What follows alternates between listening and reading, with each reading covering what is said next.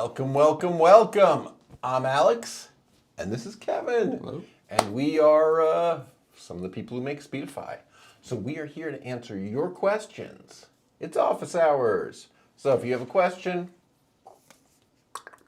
in the comments on either Twitch or YouTube, and we will see them and we will answer them, and we are live and without a net. So give us a follow, smash that like button. It's going to be great.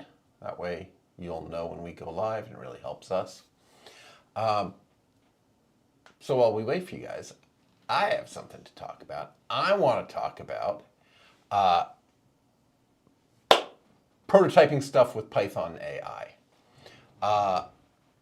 I've been using Claude, and I've been using OpenAI. Honestly, I'm on the $20 a month plan for each. And what I found is I go and go and go, and one of them eventually cuts me off. And then I switch to the other one, and I go and go and go, and by then the first one's back. So, it doesn't seem like I need the super expensive plans, just a couple $20 a month plans. And what I've been doing is when I have new ideas for features in Speedify, I sit down and I have them make Python programs that do it for me. And I figured out a few tricks, namely, I've taken all the documentation for the Speedify CLI, the Speedify API, the Speedify for Teams APIs, everything we have. I've turned them all into Markdown and dropped them in this directory where I prototype stuff. So the AIs have right there access to all the secrets of Speedify. Not their secrets, they're published. But I make sure they're right there so it can read it. And I just ask it to try stuff and build new things on top of Speedify, and it just churns it out. Now, up until now, what's happened is I've been doing this, and I've been playing with it. When I get something really good, I take it to you, or I take it to Brian and say, look what I built. And if I convince you, then you guys throw away all my code, and you rewrite it in like C++. But I did something crazy on Saturday. I took my Python prototype, and I asked it to rewrite it in Rust. And it rewrote in Rust. And it wasn't like line for line the same. It was a properly structured Rust program. And there were 3 or 4 bugs. I tested it and said, no, it's doing this wrong, it's doing that wrong. And it fixed them. And now I have a Rust program. Fast native code. That's pretty cool.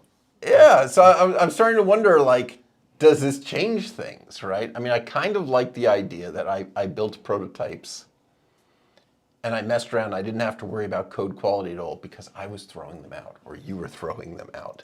I was just trying to prove that something was a good idea. And so doing it in Python that was lightning fast, well, that seemed... Yeah, and I think even without AI, prototyping stuff in Python, you're trying to prototype something in Rust, you run into a lot of headaches of having to make sure the types are all correct and everything, and it can slow things down. So I think... Yeah, I was reading a game developer who said that he stopped using Rust because he just wants to try ideas and see if they're any fun. Yeah. And Rust won't let him run one line of code unless it's all perfect. And he says he doesn't care if it's perfect. He's fine if it crashes. He just wants to see if it's fun, to see if it's worth fixing it. And Rust won't let them do that. Actually, I started the idea of prototyping ideas in Python before there was AI. That was something I was doing for a while. The whole stream section of Speedify started off as a standalone Python program that I ran next to Speedify to see what my streams were. And once I thought I had it right and the icon colors right and stuff, then I took it to you guys. So let me do a lot of things a lot of tries that were terrible before I finally got something that was right and we all put in the app. But if I can just take the Python and have it rewritten into native, is that good enough? I don't know. It depends what you're making, I think. 'Cause I think there's some cases where you might miss out on some of the features of something like Rust that involve more of a conceptual understanding that the AIs might not have yet. And maybe someday they will, or maybe if you prompt them the right way, they'll do it that way. But certainly things around program design and around the type system. You can enforce certain behaviors through the type system and things like that. With Rust, that it might not design it to do that, especially if it's coming from Python without certain types. I was really surprised how different the Rust code was, right? My Python program, I have these wrappers, the Speedify Pi wrappers around Speedify CLI, which is this library I've been working on for ages. And then, my Python program called that library that called the CLI. When I had translated to Rust, it didn't wrap that library or build that. It just built one function that called the couple things I was using out of that Speedify library. Yeah, it's interesting. Yeah, Right. all my comments are based on I haven't seen what codes your AI put out. So yeah, I don't know. I'm guessing. I haven't spent a whole lot of time looking at AI outputted, translated Rust code or anything. So I'm guessing based on my experiences with AI. But all right. Friend to all asks, is Rust the new Ada? I am not familiar with Rust.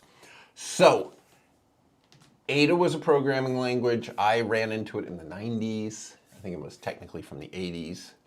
That the Department of Defense wanted everyone to use, and it had all kinds of cool features built into it to stop you from programming the kind of bugs that people were having in C and C++.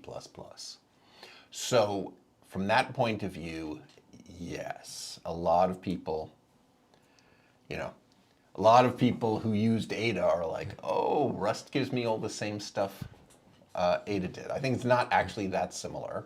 right. But it very much is the same vision. And yeah, better or worse, Ada got this reputation that the Department of Defense decided it was the language. And it made all the defense contractors use it. And it somehow quickly became well, unless you're a defense contractor, you shouldn't use Ada. Kind of went wrong. Yeah. So yes, in some ways, Rust is the new Ada. Yeah, I I think don't my reject understanding that is comparison. that Ada is a lot more strict than Rust in certain ways. But not that I haven't programmed anything in Ada, but just from reading about it, it sounds like it's more restrictive. I think in terms of what you can do and what it enforces. But yeah, I don't know enough about all the differences between them. Yeah, it had constructs for multi-threading that were, more than a decade ahead, but I don't remember now. Yeah. Supposedly, Ada remains popular in Europe. I doubt it. I'm sure there's legacy things that are still I mean, using maybe it. the Yeah. Ada defense contractors, but we're not seeing popular apps come out of Europe written in Ada that I know about. So I guess the other question then is if I'm going to use AI to do my Python prototypes, should I just be prototyping in Rust in the first place? It's worth trying, but yeah, you might run into some of the same headaches of having to iterate a bunch, where if you kind of get something as a working model of what you want that can kind of follow and convert. Yeah, I don't know. So It's worth trying. you think the AIs find it as much easier to write Python as the humans find it to write Python? I'm not sure. But yeah, I think if you're working out kind of the design of something, I'm not sure how well. I mean, yeah, it's certainly worth trying something in Rust, especially if it's a standalone little thing. Try write it in Rust first and see what happens. But yeah, iterating on it might give more headaches. But I don't know. I haven't tried. All right.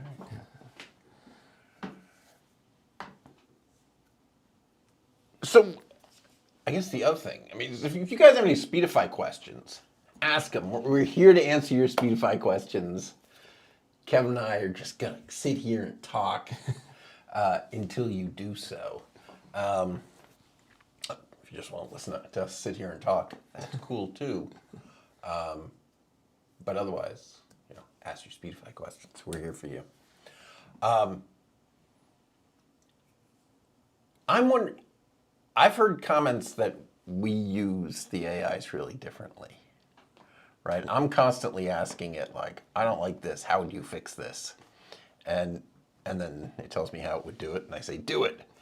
And I've heard you're using it differently. Yeah, I mean, yeah, it depends what I'm doing. So if I'm writing something standalone or something new, then yeah, prompting it, okay, I want to make this something small. But I find a lot of times working within a large existing code base where it might not have the full context or understanding of everything going on, a lot of times it's more difficult if you just tell it what you want. Maybe I'm not prompting it right, but I find it easier if I know what direction I'm going. I just kind of start going that direction, and it's very good at predicting and auto-completing things basically for me. You know, I can write a function name and it fills in the rest of the function for me. So if I already kind of have in my mind the design of what I want, I kind of outline things and let it fill in stuff for me. And sometimes I got to tweak it and fix things because, you know, some of the times it's just the direction it goes is wrong. So I run into that sometimes. So the thing I've been doing is trying to give it more context. Start off and you say, you know, analyze this code base. And it turns out a markdown note for itself about what the code base is. And then I'll say, now we're going to work on the graph. Analyze how the graph works. And I'll sit there for 2 minutes and then churn out a whole thing about how the graph works. And then I'll start making changes, ask it to make changes to the graph. And then we move on to the menu. And I'm like, now we're going to work on the settings menu. Go look at how the settings menu works and analyze that. And so it'll churn out, you know, context for itself right there in the chat prompt that it uses, right? So that seems to, I haven't done scientific things, but it seems to work for me, right? When I tell it what we're going to work on now and tell it to look at that part of the code first. And it'll summarize it. And it seems to work really nicely, actually. Yeah. And then also from a research standpoint, before I do something, talking with the AI about, you know, different options, and, you know, that can be very useful about, you know, talking, you know, sometimes it comes up with incorrect information, which can be frustrating. It's like, oh yeah, sure, you could do it this way. It's like, no, that doesn't work. But yeah, a lot of times it could be useful for kind of developing ideas or ways to approach things. And I don't know. So I did some code in it, improving the graph, and it completely set Will off. It added all this error detect. It would check if, you know, the received data was null.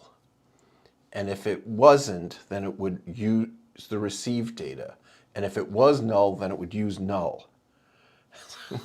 All this code it wrote checking everything, but doing the same thing no matter what it found. So I ended up deleting a large amount of code that was checking, you know, if it was null, and then if it was null using null, but just strange. It was. All right, we have a Speedify question. For fixed urban sites, is Speedify routinely used with purely mobile wireless connections and no cable or fiber behind the connections, for example, based on 2 cell phones or Starlink? Yeah, I mean, that's totally normal. I mean, it's funny you say for fixed urban sites. I mean, I think a lot of the people using Speedify with pure wireless is because they're either not fixed or not urban.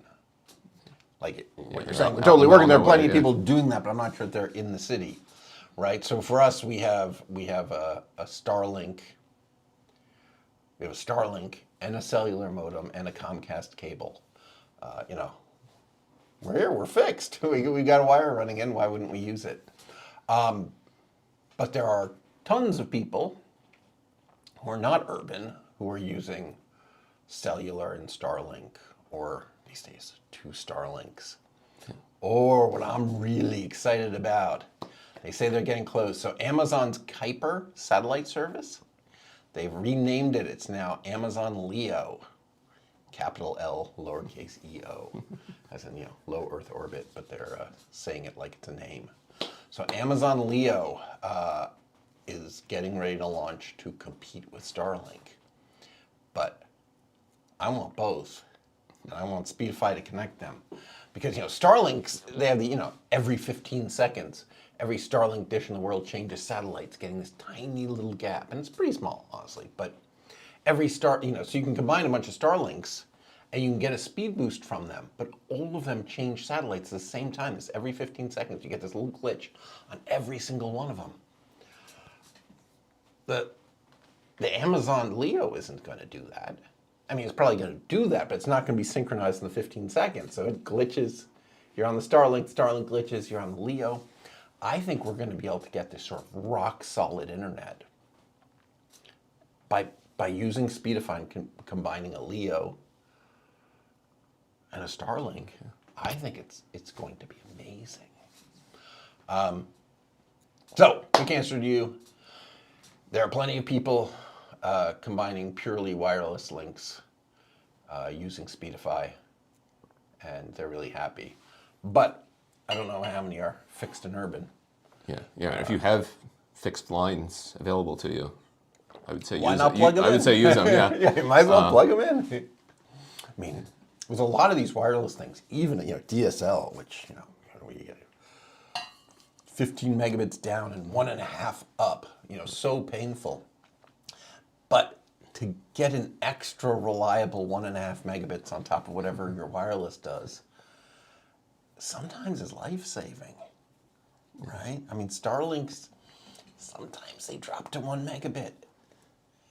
Yeah, just for 15 seconds. But if you instead drop to 2.5 megabits, you're still live streaming, right? Or whatever. We dropped to 480p or something for 15 seconds. It'd be fine, right? We'd all live and move on. But also if you're at some event, sometimes you might not want to use the available line because everybody else is trying to use that. So if you have other options of other connections that aren't going to be, you're not going to be competing with everybody else to use them, then that can be beneficial sometimes. Yeah. Guess we get into a question what the definition of fixed is. Yeah. Does setting up at a trade show for 3 days, does that make you fixed, or does that no. just make you nomadic? Because you showed up with your computers and you're going to be gone in 3 days. Yeah. So are you fixed, or are you just, there used to be that word. Right, so mobile meant you were moving all the time. Fixed meant you were in one place, and nomadic meant you traveled from place to place, but you'd stop before you'd use your computer and stuff. So you weren't actually moving when you used it. So I guess the trade shows are sort of nomadic more than fixed or mobile. I don't know if people say that anymore. I think now I think it's so easy to be just totally mobile. And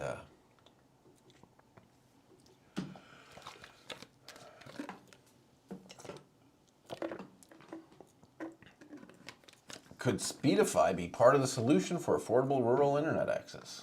Yeah, it is. Definitely, yeah. It is. Yeah, I mean, the ability to put together a couple things, stuff like DSL. A lot of these places still have DSL. It's not quite, it's interesting. DSL is reliable, but it's not enough. 1.5 megabits up. But you combine that with 4G. I'd like to say 5G, but if you're that rural, you probably don't have 5G. So 4G. Now Starlink is becoming a good option for those places. But yeah, as Alex was saying, you might have little dropouts on the Starlink, so having something else to fall back on can be really helpful. Starlink, it's interesting, right? It's good enough for email. It's good enough for watching most video services. Because if you look like YouTube, it'll download 2 minutes worth of video when you're watching videos. So your internet can go out for 15 seconds and you will not notice if you're in the middle of a video on YouTube, right? If you're trying to start a new one, clicking on it, you'll notice then. But things can come and go with YouTube, and it caches so much stuff that you won't notice. But if you're doing video calls, if you're live streaming, suddenly you'll notice, how did my Starlink get so unreliable? Well, it was unreliable the whole time. Anyone else signed up for Leo? I'm on the list. I put myself on the list to be notified. I have not gotten a notification. They're taking emails for people who want to be on it. I'm on the list. So.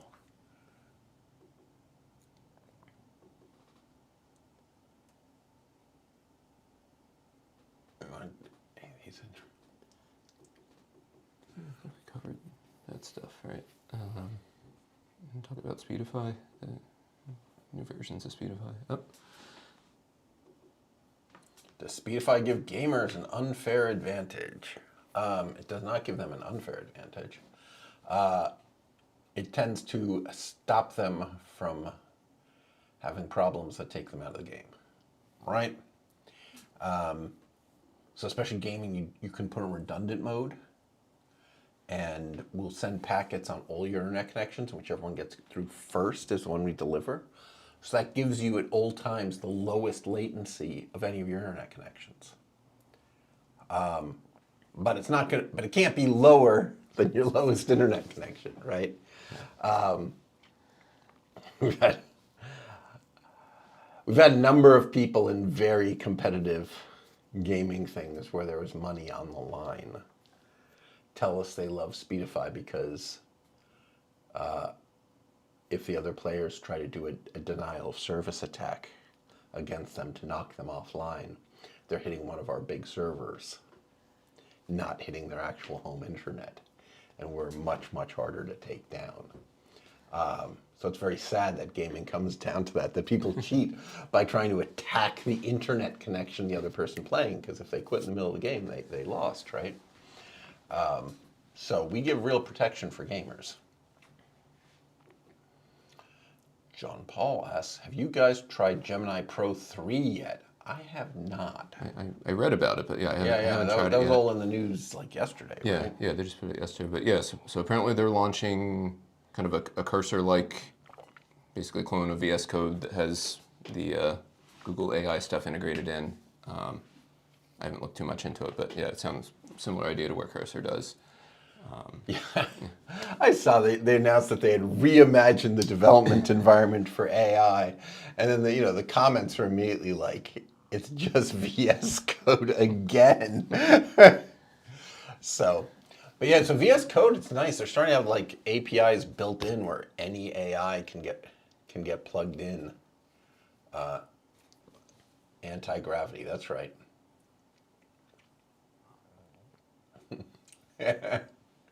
By UX, yes. But yeah, so I'm living in VS Code these days for all my AI stuff. I have all the plugins, so I can use. Well, I guess I haven't done. I guess I have Gemini, but I honestly haven't really used it more than a few minutes. I haven't used Gemini for coding. I've used it for other miscellaneous things, but I haven't used it for coding things. I've had real success with ChatGPT for coding, right? Now it plugs into VS Code and works pretty well. Yeah, and I use the Copilot integrations, and that allows me you can switch between whether you want to use Claude or you can pick the different models between Claude or ChatGPT stuff, and pick which model you want to use. And, so when you're using AI for coding, there's an agent, and then it talks to the LLM. And there are different agents, right? Claude has one, which is actually open source, and Gemini has one, and then there's just the open source ones. And a lot of them let you plug into other models. Like, how big a difference does the agent make? Are they the coding agent? Are they all kind of the same? I don't know. Do you know? I think it used to be more different, but it seems like a lot of them have jumped and advanced recently that maybe there's not as much difference. But yeah, I don't know. I haven't noticed a huge difference, but yeah, I don't know. I'm not sure if I've done enough side-by-side comparison of asking it to do the same thing and seeing what it comes out with. And Cursor was so money hungry they can kick rocks. Oh yeah, yeah. So I'm bouncing back and forth between Claude and ChatGPT. I'm on the $20 a month plan for each, and sometimes I get cut off and I just jump to the other one. Right, the levels are enough that they're each like, oh, you've used too much. I'm like, okay, see ya. On to the other one. So I gotta say, MCP is very dead already. Anthropic said last week it was a mistake. What's your take?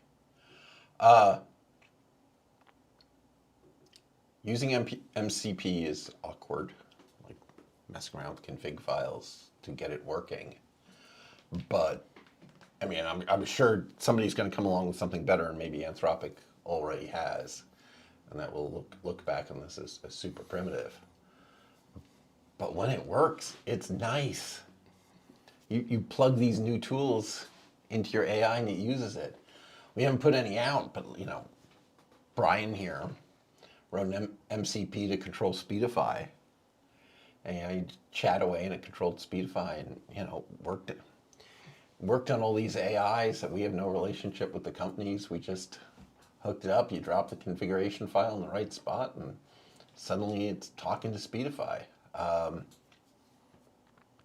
So I don't think it was a mistake. I do think something much better could come along. Yeah.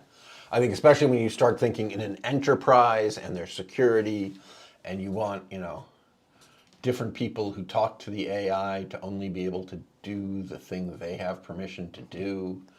I think some of the stuff gets really confusing, and I don't know what the right answer is. But all right, Zepho, got an email yesterday from Waveform offering a competing bonding service. Thoughts? Waveform. I haven't heard of Waveform. Not a, yeah. We'll have to look into it. I haven't heard of it. Yeah, we'll look into it. That's not a name of. Yeah. It's dead tokens because they need a custom wrapper around every MCP. Now that GPT is integration marketplace, that's the future.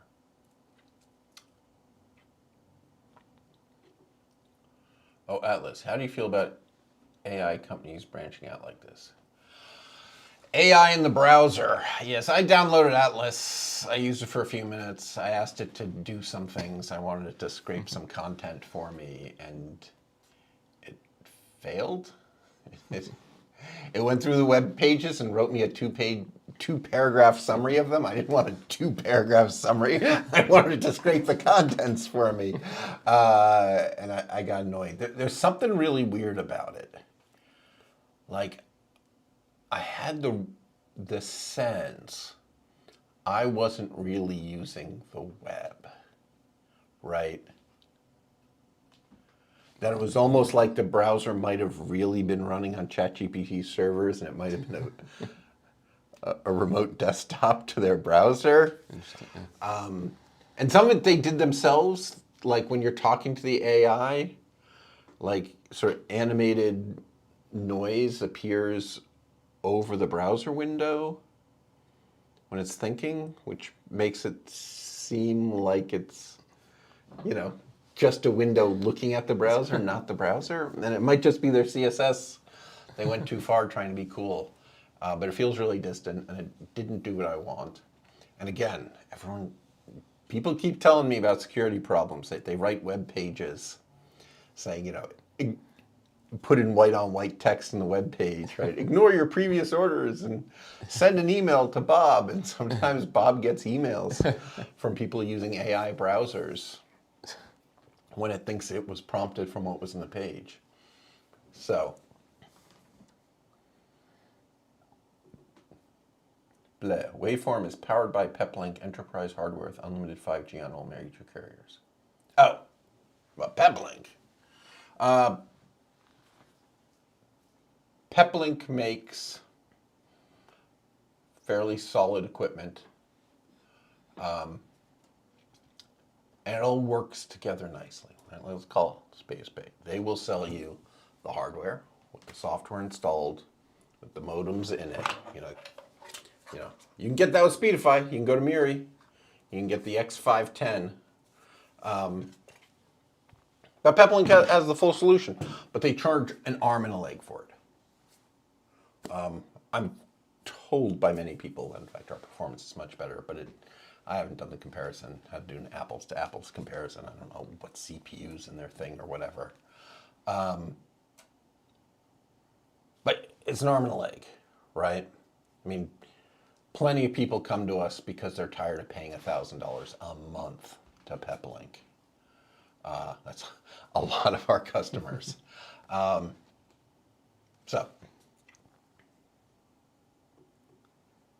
Thoughts on more Linux support? It's very possible already to install it manually. Why not help your customers by repackaging for other distros too?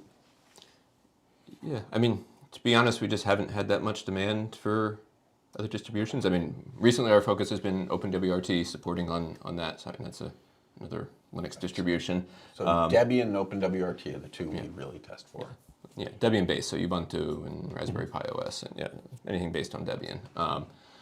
But yeah, so I mean, it's basically more things that we need to test, packaging it for other distributions, and maybe more wrappers and things that we need to implement. So I mean, it's certainly possible. We just haven't had a large demand for it that It's hasn't been- expensive Yeah. for us.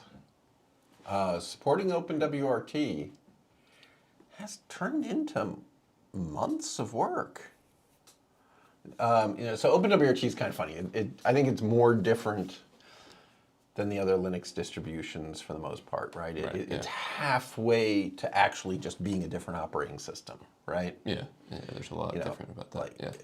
They're so much different from regular Linux that like we just keep making changes. And there's lots more we could do to feel like a native OpenWRT package. A bunch of happy customers on Yocto, but Yocto's weird. They take the Debian version and move the files to the right spot. It's where you build your own Linux kind of thing. Yeah, I mean, maybe we could have a tar file that just has the binaries that people could download for other Linuxes, but you need to kind of manually set it up. But yeah, I don't know. It's something we can consider, but we haven't had a lot of people ask for it.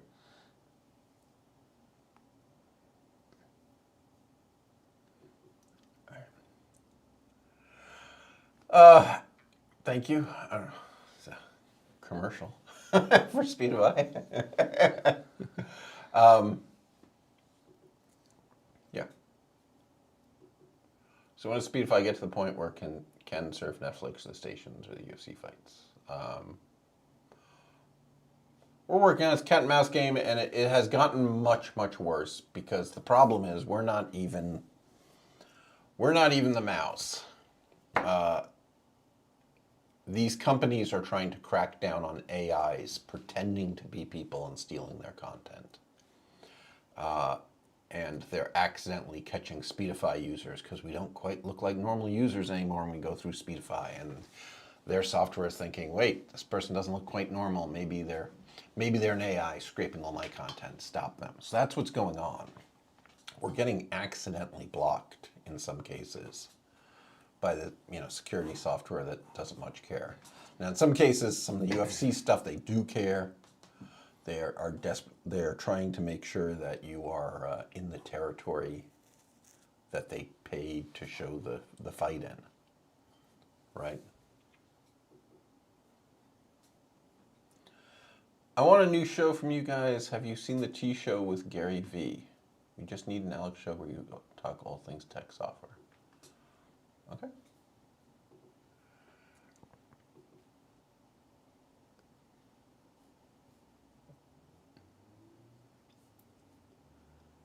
We didn't. There's some other tools people are asking about. Do you want to talk about any of these?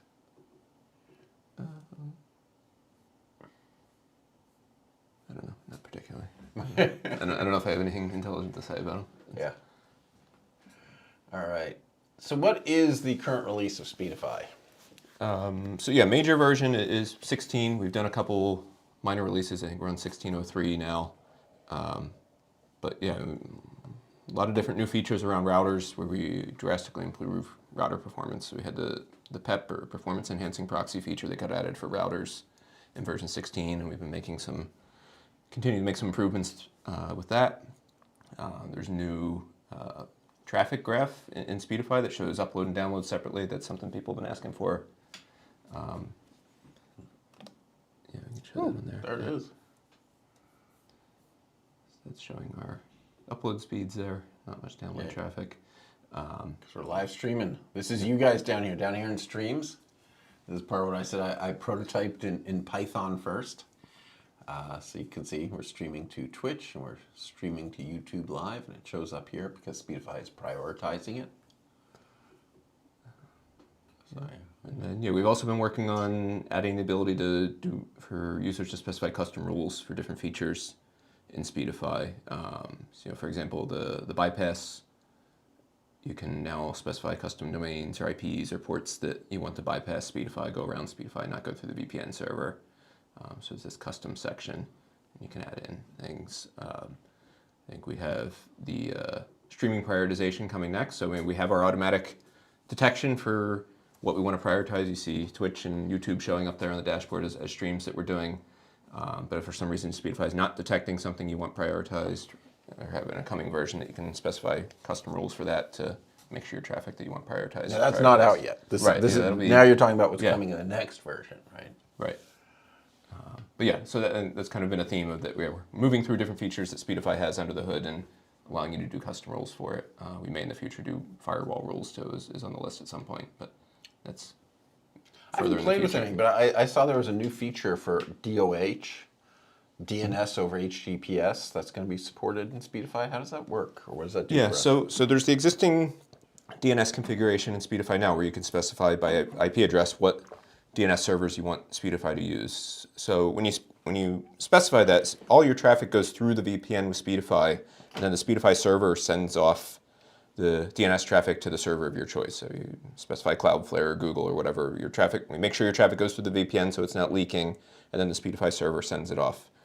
But we're going to add support that you can specify a DOH endpoint for DNS, so the server will make a DOH connection for you. Even if you're using normal DNS requests, we'll translate those into DOH for you before they leave the Speedify server, so that they're encrypted going out to the DNS provider. Nice. Alan says, I bought GLINet because it was less expensive than PepLink. Only by a few $1,000s. Yeah, so, I don't think there's one in here, but I'm not particularly pitching this, but the Barrel AX, GLINet, we've been working to make sure our stuff works on their stuff. They make nice little routers, kind of stuff you can just throw in your bag if you're traveling. So we support Speedify on these. If you want. Less small. Told you. Miri, over at miri.tech. They make this fantastic thing. It's got 5G, it's got 4G, it's got 4 Ethernet ports. It's got 2 USB ports where you can hang cell phones off. It's solid aluminum, powered by MTF batteries, the same ones like Sony cameras use. And it's got 2 batteries, it only needs 1. So you can go all day pulling one battery off and putting on a charged one. And you can, rotate batteries and just go without a plug forever. You can, of course, plug it into the wall too. You don't yeah. have to use the battery, but it's absolutely. an option. Yeah. All right. Speedify's new graphs, the bee's knees. I was able to install it manually on OpenSUS, RPM based. So if we could get a native RPM package, but like you mentioned, a tar file could be even better since it provides more broad Linux support. All right, we'll consider it for the future. I don't know. I can't make any promises about that, but we'll keep it in mind. So the Fedora stuff was RPM based, right? Yeah. But testing this stuff, it is. Yeah, it's additional time, a whole nother platform we need to test, and yeah. It is time and energy. Getting it working right on OpenWRT has been hundreds of hours, and to make it work really nicely as an OpenWRT program, we could put in hundreds more hours.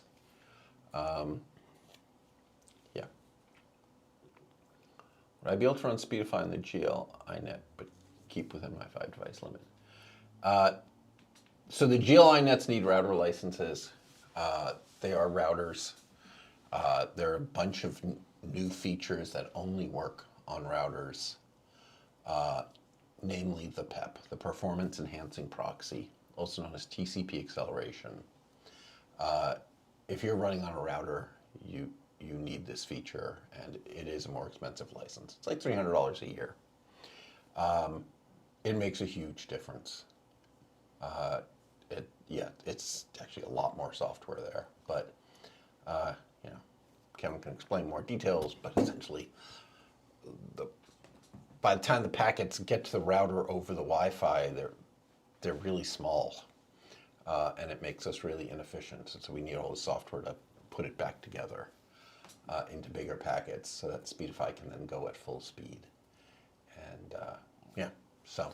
Yeah. But yeah, so then if you have the router with the router license, you can connect whatever devices you want to that router, and they get the benefits of Speedify without you having to run Speedify on those other devices. So even devices that can't run Speedify, you can run them through the router. The devices going through that router don't need licenses. They don't need Speedify at all. Yeah. They, so in fact, gaming systems and stuff that can't run Speedify, you get a router, you can bond a bunch of, internet connections together, and then you can plug in a PlayStation 5 or whatever, and now it has a bonded connection. iOS Control Center, be nice to tap domains I'm on and have them bypassed out going into the app. I don't know what's involved in that. I don't know. Displaying stuff. How would you get the domains that you're at on different apps into the control center? Yeah, I'm not sure. But yeah, making bypass easier is on our to-do list. We're chipping away at it. You saw we have that new setting. You can add domains, right in our menu. I've been experimenting with other ways to magically find the domains. Yeah, because sometimes it's not intuitive. You put in the main domain for a site, but then they're actually reaching out to other, CDNs and other things in the background for whatever content. You go to YouTube, for example, and then it hits other domains to actually load the videos. And so sometimes it's not always obvious what domains you need to add for certain services. If I have a router license, do I also need an individual license? Not for the router. Right, so the router. I think he means to run on other devices. So I think the router license comes with individual. You can run. Yeah, it lets you run a couple devices. It depends how many devices you have. But yeah, if you have like one extra phone that you want to run in addition to the router, you can do that with the router license. But yeah, if you have a bunch of other devices, then you might need to purchase more individual licenses. All right. How about a feature where I say only turn this on for this domain when I'm on it? Yeah. We're playing with it. I think you actually can do that with the command line interface right now. Only have certain domains go through the VPN server, and everything else goes around the VPN. Yeah. Yep. Yeah, so then you can do cool things, right? We've got the new load balancer feature, right? Where instead of sending it through the tunnel, it sends the traffic out your Wi-Fi, out your cellular, and it'll, when the Wi-Fi gets busy, put some things on the cellular. And it doesn't have to go through a server. So that's kind of neat. But I mean, it has down points. Like each individual upload, download is stuck on one internet connection. And so if you're doing 2 downloads, we might put one on the Wi-Fi, one on the cellular. So you get the speed of both added up. But when one ends, the other one can't spread across the other one. It's stuck on the one we put it on. Yeah, if one of those connections has a hiccup or breaks, then that download might break and your other one might keep going on the other connection. It's not as seamless as with the VPN server. So things like streaming or calls, you probably still want going through Speedify through the VPN server. Yeah. All right. Well, speaking of this, the TV Tech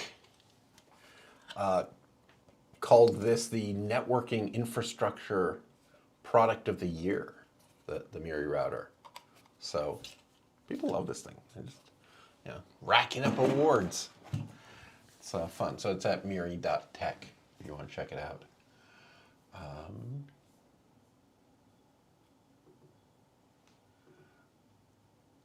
right. We have a bunch of YouTube shorts up, just kind of us talking. You should check them out at our YouTube channel. If you're there already, you can see them as soon as the stream ends. Otherwise, go to YouTube/Speedify.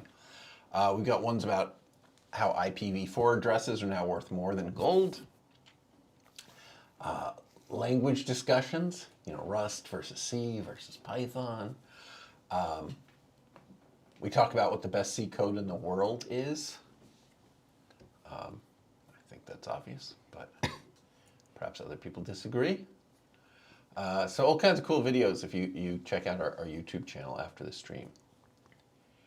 And I don't know. People really like seeing us sit around and talk about tech. But I guess you guys don't understand that since you're doing it right now. All right. I think we're cool. We've been going for 45 minutes here. It seems like we're running low on questions. So thank you guys. This was a lot of fun. Thank you, Kevin. I know you are super busy. But anyway, if you have questions, shoot us an email, support@speedify.com. We are here. And otherwise, we will see you next. Oh wait, next is Thanksgiving. We're not doing next week. I think we still. Are we? I think Mike's doing it with you next week. Are we? I know. All right. I thought we'd decide not to do it, but you might be right. All right, we'll find out. Watch the calendar. Like and subscribe so you get the correct answer, right? So right now, you go like, you subscribe, and then YouTube will tell you when we're going live, and it'll be awesome. So, that's it. All right. Thanks, guys. Thank you. See you all online.